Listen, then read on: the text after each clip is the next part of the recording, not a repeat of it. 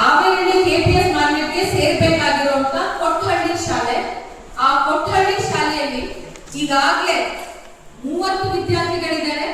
ಅಷ್ಟು ಮಾತ್ರ ಅಲ್ಲ, ಆ ಕಟ್ಟಡ ಸಾಕಾಗಲ್ಲ, ಅದೊಂದು ಕಿರಿಯ ಪ್ರಾಥಮಿಕ ಶಾಲೆ, ಸಾಕಾಗಲ್ಲ ಅಂತ ಹೇಳಿ ಊರಿನ ಜನರು ಮತ್ತೆ ಅಲ್ಲಿ ಕಲಿತಿರುವಂತ ಹಳೆಯ ವಿದ್ಯಾರ್ಥಿಗಳು ಒಂದು ಹೊಸ ಕಟ್ಟಡನ ನಿರ್ಮಾಣ ಮಾಡಿದ್ದಾರೆ. ಮೇ 12ನೇ ತಾರೀಕು ಅದೇ ರಾಮನಗರದ ಶಾಸಕರು ಇಕ್ಬಾಲ್ ಅವರನ್ನ ಇನಾಗ್ರೇಟ್ ಮಾಡೋದು. ಆದ್ರೆ ಮೊನ್ನೆ 4 ದಿನದ ಹಿಂದೆ ನಡೆದಿರೋ ಘಟನಾವಳಿ ಏನಂದ್ರೆ, HM ಮೂಲಕ ಈ ಒಪ್ಪಿಗೆ ಪತ್ರನ ಕಳಿಸ್ಬಿಟ್ಟು ಪೋಷಕರು SDMC ಒಪ್ಕೋಬೇಕು ಅಂತ ಹೇಳಿ ಅಲ್ಲಿ ಡಿಮಾಂಡ್ ಮಾಡೋದು.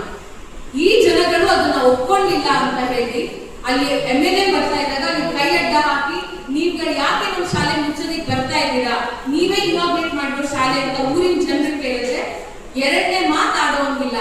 ಇಷ್ಟೇ, ಕೊಟ್ಟಹಳ್ಳಿ ಶಾಲೆ ಕತೆ ಮುಗೀತು, ಎಲ್ಲರೂ KPS ಮ್ಯಾಗ್ನೆಟ್ ಹಾವೇರಿಗೆ ಹೋಗಿ ಸೇರ್ಬೇಕು. ಈ ಮಾತುಗಳು MLA ಬಾಯಿಂದ ಬರುತ್ತೆ. ಕೂಲಿ ಮಾಡಿಕೊಂಡು ಸಾಕು ನಾಳೆಗೆ ಒಂದು ಯೋಜನೆ ಇರ್ತದೆ. ಅಂತಹ ಸಂದರ್ಭದೊಳಗೆ ಆ ಪರಿಸರ ಇದೇ ಸಂದರ್ಭದೊಳಗೆ ಅದನ್ನು ಇನ್ನಷ್ಟು ಆತಂಕಕ್ಕೆ ಹಾಕ್ತಕ್ಕಂಥದ್ದು ಖಂಡನೀಯ ಅಂತ ಅನ್ಕೊಂಡಿದ್ದೇನೆ. ಹಾಗಾಗಿ ನಾವು KPS ಮ್ಯಾಗ್ನೆಟ್ ಶಾಲೆಗಳನ್ನ ವಿರೋಧಿಸಬೇಕಾಗುತ್ತೆ ಅಂತ ಹೇಳಿ ನಾನು ಹೇಳಿ ಬಯಸ್ತೇನೆ. ಪ್ರತಿ ವರ್ಷ ಹಾಸ್ಟೆಲ್ಗೆ ಅಡ್ಮಿಷನ್ ತಗೋತಾರೆ. ಸುಮಾರು 2.5 ಲಕ್ಷ ಜನ ಅಲ್ಲಿಗೆ ಅಪ್ಲಿಕೇಶನ್ ಹಾಕ್ತಾರೆ. ಆದ್ರೆ ಸುಮಾರು 1 ಲಕ್ಷದ ಮಟ್ಟಿಗೆ ಮಾತ್ರ ಪ್ರವೇಶ ಸಿಗುತ್ತೆ.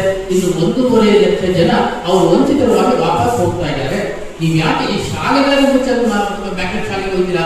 ಈಗ ವಾಪಸ್ ಹೋಗ್ತಕ್ಕಂಥ ಹಾಸ್ಟೆಲ್ ಪೇ ಮಾಡಿ ಅವ್ರನ್ನ ತಗೋದು, ಅವರಿಗೆ ವಿದ್ಯೆ ಇರ್ಬೋದು. ನಿಮಗೂ ನಿಜವಾಗಿಯೂ ಕೂಡ ಬಡವರ ಬಗ್ಗೆ ಕಾಳಜಿ ಇದ್ರೆ, ಬಡವರ ಶಿಕ್ಷಣದ ಬಗ್ಗೆ ಕಾಳಜಿ ಇದ್ರೆ, ಎಷ್ಟು ಜನ ವಾಪಸ್ ಹೋಗ್ತಾ ಇದ್ದಾರೋ ಅವ್ರನ್ನ ತಗೊಂಡು ಆ ಮ್ಯಾಗ್ನೆಟ್ ಶಾಲೆಗೆ ಸೇರಿಸಿ. ಹಾಗಾದ್ರೆ ಎಷ್ಟು ಜನ ನಮಗೆ ಸೆಂಟ್ರಲ್ ಸ್ಕೂಲ್ಗಳಿಗೆ ಅಡ್ಮಿಷನ್ ಸಿಕ್ಕಲ್ಲ ಗೊತ್ತಿದೆಯಲ್ಲ. ಸೆಂಟ್ರಲ್ ಗವರ್ಮೆಂಟ್ ಸಿಗುತ್ತೆ, ಮಕ್ಕಳಿಗೆ ಸಿಗುತ್ತೆ, ಸ್ಟೇಟ್ ಗವರ್ಮೆಂಟ್ ಕೊನೆ ಆದ್ಯತೆ ಇರ್ತದೆ. ಎಷ್ಟು ಜನ ಅಲ್ಲಿಂದ ಹೊರಗೆ ಬರ್ತಾ ಇದ್ದಾರೆ ಅವರನ್ನು ದುಡ್ಡು ಮಾಡಿ ಅವರ ಒಳಗಡೆ ನಿಮಗೆ 3 ಸಾಧ್ಯತೆಗಳಿದ್ದಾವೆ. ಒಂದು SC ST ಹಾಕಲಿಕ್ಕೆ ಸಮಾಜ ಇಲಾಖೆಯಲ್ಲಿ ವಂಚಿತರಾಗ್ತಕ್ಕಂಥ ವಿದ್ಯಾರ್ಥಿಗಳಿಗೆ, 2ನೇದು ಹೆಚ್ಚಿನ ಹಣವನ್ನು ಕೊಟ್ಟು ಹೋಗ್ತಕ್ಕಂತಹ ಕಾನೂನು ವಿದ್ಯಾರ್ಥಿಗಳಿಗೆ, ಮತ್ತು ಇವರೆಲ್ಲರೂ ಕೂಡ ನೀವು ಏನ್ ಹೇಳ್ತೀನಿ ಅಂತಂದ್ರೆ KPS ಮ್ಯಾಗ್ನೆಟ್ ಸ್ಕೂಲ್ಗಳಲ್ಲಿ ಮಾಡೋದಿಲ್ಲ, ಇರುವ ಶಾಲೆಗಳಿಂದ ಮ್ಯಾಗ್ನೆಟ್ ಶಾಲೆಗಳನ್ನಾಗಿ ಮಾಡ್ತಕ್ಕಂಥದ್ದು ಅವಶ್ಯಕ ಅಂತ. ಮ್ಯಾಗ್ನೆಟ್ ಶಾಲೆಗಳನ್ನು ಮಾಡುವಂಥದ್ದು ಏನು, ಅಲ್ಲಿಗೆ ಬೇಕಾಗಿರುವ ಸೌಲಭ್ಯಗಳನ್ನು ಕೊಡೋದು. ಇವತ್ತು ಸರ್ಕಾರಿ ಶಾಲೆಗಳಿಗೆ ವಿದ್ಯಾರ್ಥಿ ಸಂಖ್ಯೆ ಕಡಿಮೆ ಆಗ್ತಾ ಇದೆ ಅಂತಂದ್ರೆ ಯಾಕೆ ಕಡಿಮೆ ಆಗ್ತಾ ಇದೆ, ಕಾರಣಕ್ಕೆ ಯಾಕೆ ಹೋಗ್ತಾರೆ ಕೊಟ್ಟು? ಇಲ್ಲಿ ಆ ಸೌಲಭ್ಯ ಇಲ್ಲ ಅನ್ನೋ ಕಾರಣಕ್ಕಲ್ಲ, ಆ ಸೌಲಭ್ಯಗಳನ್ನು ಇಲ್ಲಿ ಕೊಟ್ಟರು ಅಂತಂದ್ರೆ ಆಟೋಮೆಟಿಕ್ ಆಗಿ ಅದನ್ನೇ ಮ್ಯಾಗ್ನೆಟ್ ಆಗುತ್ತೆ. ಇದನ್ನು ಮುಚ್ಚುವ ಪರಿಸ್ಥಿತಿ ಅಂತಕ್ಕಂಥದ್ದು ಬರೋದಿಲ್ಲ. ಆ ದಿಸೆಯಲ್ಲಿ ಸರ್ಕಾರ ಯೋಚನೆ ಮಾಡಬೇಕು ಅಂತ ಹೇಳಿ ನಾನು ಭಾವಿಸ್ತೇನೆ. ವಿಷಯಗಳನ್ನ ಗಮನಿಸಿದರೆ, ಮೊದಲನೇದಾಗಿ ಈ ಗ್ರಾಮೀಣ ಪ್ರದೇಶದಲ್ಲಿರುವಂತಹ ಸಮಸ್ಯೆಗಳು ಏನಿದೆ, ಈಗಾಗಲೇ ಜಗಜ್ಜಾಹೀರಾಗಿದೆ. ದೇಶದಲ್ಲಾಗಿರ್ಬೋದು, ರಾಜ್ಯದಲ್ಲಾಗಿರ್ಬೋದು, ಯಾವುದಾದ್ರೂ ಮಟ್ಟಿಗೆ ಬಡತನ ದಿನ ದಿನ ಹೆಚ್ಚಾಗ್ತಾ ಇದೆ ಅಂತ. ಆ ಗ್ರಾಮೀಣ ಕೃಷಿ ಕೂಲಿ ಕಾರ್ಮಿಕರು ಅವ್ರ ಮಕ್ಕಳು ವಿದ್ಯಾಭ್ಯಾಸ ಪಡ್ಕೋಬೇಕು ಅಂತೇಳಿ ಅವ್ರ ಮಕ್ಕಳನ್ನ ಮನೆ ಮುಂದೆ ಇರುವಂತಹ ಶಾಲೆಗೆ ಏನು ಕಳಿಸ್ತಾ ಇದ್ದಾರೆ. ಅದಕ್ಕೆ ಈ ಸರ್ಕಾರ ಆ ಗ್ರಾಮದಲ್ಲಿರುವಂತಹ ಜನತೆಗೆ ದ್ರೋಹ ಬರೀತಾ ಇದೆ. ಯಾಕೆಂತಂದ್ರೆ ದೀನ ದಲಿತರಾಗಿರ್ಬೋದು, ಬಡ ಜನತೆ ಆಗಿರ್ಬೋದು, ಆ ಮಕ್ಕಳು ಏನು ಓದಬೇಕು ಅಂತ ತಂದೆ ತಾಯಿಗಳು ಆಸೆ ಆಕರ್ಷಣೆ ಇಟ್ಕೊಂಡಿದ್ದಾರೆ, ಅದನ್ನ ಮುಚ್ಚುದು ಮಾಡ್ತಾ ಇದೆ ಈ ಸರ್ಕಾರ. ಮುಖ್ಯವಾಗಿ ಒಂದು ಏನು ನಮ್ಮ ಗ್ರಾಮೀಣ ರೈತ ಕೃಷಿ ಕೂಲಿ ಕಾರ್ಮಿಕರು ಅವ್ರು ಏನು ಹೋಗ್ತಾರೆ, ಬೆಳಿಗ್ಗೆ ಹೋದ್ರೆ ಮತ್ತೆ ರಾತ್ರಿನೇ ಬರೋದು. ಈಗ ಇವ್ರು ಹೇಳ್ತಾರೆ 10 ಕಿಲೋಮೀಟರ್ ದೂರ, 5 ಕಿಲೋಮೀಟರ್ ದೂರ ಇದೇನು ಮ್ಯಾಗ್ನೆಟ್ ಸ್ಕೂಲ್ ಅಂತ ಗ್ರೌಂಡ್ ಮಾಡ್ತಾರೆ. ಆ ಮಕ್ಕಳು ಹೆಂಗೆ ಹೋಗೋ ಸಾಧ್ಯ? ಅದರಲ್ಲೂ ಕೂಡ ಹೆಣ್ಮಕ್ಳು ವಂಚಿತರಾಗ್ತಾರೆ. ಇಷ್ಟೆಲ್ಲ ಇದ್ರೆ ನಮ್ಮ ದೇಶದಲ್ಲಿ ಹೆಣ್ಮಕ್ಳುಗಳಿಗೆ ಭದ್ರತೆ ಇಲ್ಲ. ಆದ್ರೆ ಈ ಮಕ್ಕಳು 5 ಕಿಲೋಮೀಟರ್ ದೂರ ಹೋಗಿ ಬರ್ಬೇಕಂದ್ರೆ ಹೇಗೆ ಸಾಧ್ಯ? ಒಂದು ವಿಷಯ ಕೇಳಿದ್ದೆ, ನಮ್ಮ ವಿದ್ಯಾರ್ಥಿ ಮುಖಂಡರು ಹೇಳಿದ್ರು, ಒಂದು ಮಗು ಹೆಣ್ಮಗುನ ವ್ಯಾನ್ ಕೂಡ ಮಲ್ತ್ಬಿಟ್ಟು ಹೋಗ್ಬಿಡ್ತಾನೆ, ಕರ್ಕೊಂಡು ಹೋಗಿಲ್ಲ. ಅದೊಂದೇ ಮಗು ಶಾಲೆ ಮತ್ತೆ ವಾಪಸ್ ಹೋಗಿ ನಡೀತಾ ಇದೆ. ಯಾರೋ ಗಾಡಿನ ಹೋಗ್ತಾ ಇದ್ರು, ಆ ಮಗುನ ರಕ್ಷಣೆ ಮಾಡಿದ್ದಾರೆ, ಹೆಣ್ಮಗು. ಇವರು ಟ್ರಾನ್ಸ್ಪೋರ್ಟೇಷನ್ ಕೊಡ್ತೀವಿ ಅಂತ ಹೇಳ್ತಾರೆ. ಯಾವ ಒಂದು ಟ್ರಾನ್ಸ್ಪೋರ್ಟೇಷನ್ ಇರುವಂತ ಹಳ್ಳಿಗಳಲ್ಲೇ ಸರ್ಕಾರಿ ಬಸ್ಗಳನ್ನ ತೆಗೆದಾಕ್ತಾರೆ. ಅಂತದ್ರಲ್ಲಿ ಇವರು ಮಕ್ಕಳಿಗೆ ಕೊಡೋಕೆ ಸಾಧ್ಯನೇ ಇಲ್ಲ. ಸಾಧ್ಯ ಇದೆ. ಏನು ಸಂವಿಧಾನದ ಪ್ರಕಾರ ಪ್ರತಿಯೊಂದು ಮಕ್ಕಳಿಗೂ ಕೂಡ ವಿದ್ಯಾಭ್ಯಾಸ ಕೊಡಬೇಕು ಅಂತ ಹೇಳ್ತಾ ಇದೆ. ಆ ಸಂವಿಧಾನದ ವಿರುದ್ಧನೇ ಹೋಗ್ತಾ ಇದ್ದಾರೆ ಈ ಸರ್ಕಾರಗಳು.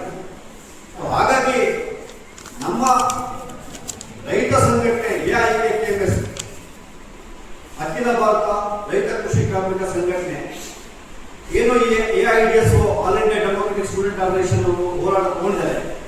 ಅವರಿಗೆ ನಾವು ಸಂಪೂರ್ಣ ಬೆಂಬಲ ಕೊಟ್ಟು ಇಡೀ ರಾಜ್ಯಾದ್ಯಂತ ನಮ್ಮ ನಾಯಕರಾಗಿರ್ಬೋದು, ಕಾರ್ಯಕರ್ತರಾಗಿರ್ಬೋದು ಅವ್ರ ಜೊತೆಗಿದ್ದು ಹಗಲು ರಾತ್ರಿ ನಾವು ಶ್ರಮ ಹಾಕ್ತಾ ಇದ್ವಿ.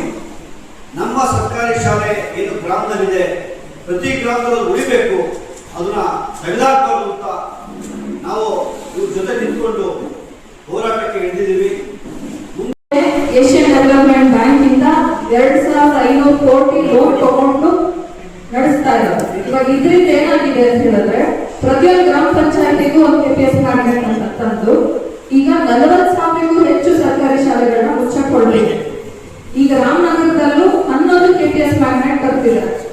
ಕೇಂದ್ರ ಸರ್ಕಾರದ ನೀತಿ ಆಯೋಗ ಅದು ಅವ್ರದೇ ಫ್ಯಾಕ್ಟ್ಸ್ ಏನ್ ತೋರಿಸ್ತಾ ಇದೆ ಅಂದ್ರೆ, ಕಳೆದ 10 ವರ್ಷದಲ್ಲಿ ಹತ್ತತ್ರ 2 ಕೋಟಿ ಮಕ್ಕಳು ಡ್ರಾಪ್ ಔಟ್ಸ್ ಆಗಿವೆ. ಕಾರಣ ಇದೆ, ಕ್ಲೋಸರ್ ಮರ್ಜರ್, ಕಡಿಮೆ ಸಂಖ್ಯೆಯಲ್ಲಿ ಮಕ್ಕಳಿದ್ದಾರೆ ಅಂತ ಹೇಳಿ ಮುಚ್ತಾ ಇದ್ದಾರೆ. ಹತ್ತತ್ರ 1 ಲಕ್ಷ ಶಾಲೆಗಳು ಮುಚ್ಚೋಗಿ. ಇವಾಗ ಇದು ನಮಗೆ ಕಣ್ಮುಂದೆ ಇದೆ, ಇದು ಸರ್ಕಾರದ್ದೇ ಫ್ಯಾಕ್ಟ್ಸ್. ಹೀಗಿದ್ದಾಗ ನಮ್ಮ ಒಂದೊಂದು ಶಾಲೆನೂ ನಾವು ಉಳಿಸ್ಕೋಬೇಕಾಗುತ್ತೆ. ಇವತ್ತು ನಮಗೆ ಗೊತ್ತಾಯ್ತು, ಮೈಸೂರು ಸಿಟಿ ಒಳಗೆ ಮಹಾರಾಜರು ಕಟ್ಟಿಸಿದಂತ ಶಾಲೆ ಬಡ ಮಕ್ಕಳಿಗೋಸ್ಕರ ಆ ಶಾಲೆಯನ್ನ ಮರ್ಚ್ ಮಾಡ್ತಿದ್ದಾರೆ. ಅಂದ್ರೆ ಅದಕ್ಕೆ 100 ವರ್ಷ ಆಗಿದೆ ಆ ಶಾಲೆಗೆ. ಸೊ ಇವ್ರಿಗೆ ಬಡವರ ಬಗ್ಗೆ, ಕೂಲಿ ಕಾರ್ಮಿಕರಿಗೆ ಬಗ್ಗೆ ಯಾವ ಕಾಳಜಿನೂ ಇಲ್ಲ. ದುಡ್ಡು ಮಾಡಬೇಕು, ಖಾಸಗೀಕರಣ ಮಾಡಬೇಕು. ಒಟ್ಟಾರೆ ಸರ್ಕಾರಿ ಶಾಲೆಗಳು ಮುಚ್ಚಿದ್ರೆ ಲಕ್ಷಾಂತರ ಬಡ ಮಕ್ಕಳು ಶಾಲೆಯಿಂದ ದೂರ ಉಳಿತಾರೆ, ಶಿಕ್ಷಣದಿಂದ ದೂರ ಉಳಿತಾರೆ. ಇಲ್ಲಿ ನಾವು ನೋಡ್ತಾ ಇರೋದು ಹಳ್ಳಿಗಳಲ್ಲಿ ಜನ ನಿಂತಿದ್ದಾರೆ. ನಾವು ಜೀವ ಕೊಡ್ತೀವಿ, ಬಟ್ ನಮ್ಮ ಶಾಲೆನ ಉಳಿಸ್ಕೋಬೇಕು ಹೇಳಿ. ಅದಕ್ಕೆ ಈ ಒಂದು ಹೋರಾಟ ಏನು 26ನೇ ತಾರೀಕು ನಾವು DDPR ಮೀಟ್ ಮಾಡ್ಬೇಕು ಅಂತಿದ್ದೀವಿ, ಬೆಂಗಳೂರು ದಕ್ಷಿಣ ರಾಮನಗರ ತಾಲೂಕು. ಸೊ ಪೇರೆಂಟ್ಸು ಎಲ್ಲರೂ, ರೈತರು, ಕಾರ್ಮಿಕರು, ಹಾಗೆ ಸಾರ್ವಜನಿಕ ಶಿಕ್ಷಣ ODC ಸಮಿತಿಯಿಂದಾನು ಹಲವಾರು ಇಂಟೆಲೆಕ್ಚುಯಲ್ಸ್ ನಮ್ಮ ಜೊತೆ ಇದ್ದಾರೆ. ಪ್ರಶ್ನೆಗಳಿದ್ರೆ ಸರ್ಕಾರಿ ಶಾಲೆಗಳನ್ನ ಈ KPS ಮ್ಯಾಗ್ನೆಟ್ ಯೋಜನೆ ಮುಚ್ಚುತ್ತೆ ಅಂತ ಹೇಳಿ ನಮ್ಮ ಈ ಹೋರಾಟ ನಡೀತಾ ಇದೆ. ಈ ಹೋರಾಟದಲ್ಲಿ 40,000 ಹಳ್ಳಿಗಳು ಭಾಗಿಯಾಗ್ತಾ ಇದ್ದಾರೆ. ಇದು ಇಷ್ಟು ದೊಡ್ಡ ಮಟ್ಟದಲ್ಲಿ ನಡೀತಾ ಇರುವಾಗ ಸರ್ಕಾರಕ್ಕೆ ಅಥವಾ ಎಜುಕೇಶನ್ ಗೊತ್ತಿಲ್ವಾ ಅಂದ್ರೆ ಖಂಡಿತ ಗೊತ್ತಿದೆ ಸರ್. ಗೊತ್ತಿದ್ದು ಅವರು ಕಿವಿ ಕೇಳಿಸ್ಕೊಳ್ಳೋದಕ್ಕೆ ರೆಡಿ ಇಲ್ಲ. ಯಾವ ಮಟ್ಟಕ್ಕೆ ಅಂದ್ರೆ ಸರ್, ಜಸ್ಟ್ ಜೂನ್ 1ನೇ ತಾರೀಕು CM ಸಿದ್ದರಾಮಯ್ಯ ಅವರು ಶಿವಮೊಗ್ಗ ಹೋಗ್ತಾ ಇದ್ದಾರೆ. KPS ಮ್ಯಾಗ್ನೆಟ್ ಯೋಜನೆಯ ಶಂಕುಸ್ಥಾಪನೆ ಅಂತ ಹೇಳಿ ಅಲ್ಲಿ ಮೆಗಾ PTM ಕರೀತಾ ಇದ್ದಾರೆ. ಇದನ್ನ ಬಗೆಹರಿಸೋದೇ ಅವರಿಗೆ ಪ್ರಿಯಾರಿಟಿ ಆಗಿದ್ರೆ ನಮ್ಮನ್ನ ಕರೆದು, ನಮ್ಮನ್ನ ಹೋರಾಟಗಾರನ, ಗ್ರಾಮಸ್ಥರನ್ನ, ಪೋಷಕರನ್ನ, STFCಗಳನ್ನ ಕರೆದು ಮೀಟಿಂಗ್ ಮಾಡ್ಬೇಕಿತ್ತು ಸರ್. ಅದೆಷ್ಟು ಸುಲಭ ಕೆಲಸ ಅಲ್ಲ. ರಾಮನಗರದಲ್ಲೇ ಮಾಡ್ಬಿಡ್ಬೋದಲ್ಲ. ಅಷ್ಟಷ್ಟು ಜನ ಬಂದ್ರು. ಮೊನ್ನೆ 11ನೇ ತಾರೀಕು ಪಾತ್ರಹಳ್ಳಿ ಮ್ಯಾಗ್ನೆಟ್ಗೆ, ಅವೇರಳ್ಳಿ ಮ್ಯಾಗ್ನೆಟ್ಗೆ 14ನೇ ತಾರೀಕು ಬಂದ್ರು. ಅವತ್ತೇ ಸುಧಾರಿಸಬಹುದಲ್ಲ, ಕೂತ್ ಕೇಳಬಹುದಲ್ಲ. ಇಲ್ಲಿ ಕೇಳೋ ವ್ಯವಧಾನನೇ ಇಲ್ಲ ಸರ್. ನಾನ್ ನಿಮಗೆ ಆ ಒಪ್ಪಿಗೆ ಪತ್ರದ್ದು ಫೋಟೋ ತೋರಿಸ್ತೀನಿ, ನಾವು ಒಂಥರ ಪ್ರಿಂಟ್ ಔಟ್ ಇದೆ ತೋರಿಸ್ತೀನಿ. ಅಲ್ಲಿ ಎಸ್ ನೋನೇ ಇಲ್ಲ ಸರ್. ಎಸ್ ಅಷ್ಟೇ. ಏನದಕ್ಕೆ ಎಸ್? ನಾನು ಈ ಶಾಲೆಯ ಮುಖ್ಯ ಶಿಕ್ಷಕಿ ಅಥವಾ ಶಿಕ್ಷಕ ಇವತ್ತಿನ ದಿನ ಊರಿನ ಗ್ರಾಮಸ್ಥರು, STMC ಮತ್ತೆ ಅವ್ರ ಸದಸ್ಯರ ಜೊತೆಗೆ KPS ಮ್ಯಾಗ್ನೆಟ್ ಪಾತ್ರಹಳ್ಳಿ ಬಗ್ಗೆ ಮಾತಾಡಿದ್ದೀನಿ. ಅದರ ಎಲ್ಲಾ ಫೆಸಿಲಿಟೀಸ್ ಬಗ್ಗೆ ತಿಳಿಸ್ಕೊಟ್ಟಿದ್ದೀನಿ. ಅದನ್ನ ತಿಳಿಸ್ಕೊಟ್ಟಿದ್ದಾದ್ಮೇಲೆ ಎಲ್ಲರೂ ಸಹಮತದಿಂದ ಒಪ್ಕೊಂಡಿದ್ದಾರೆ ಅಂತ ಹೇಳಿ ಕೆಳಗಡೆ ಬಂದು 2-3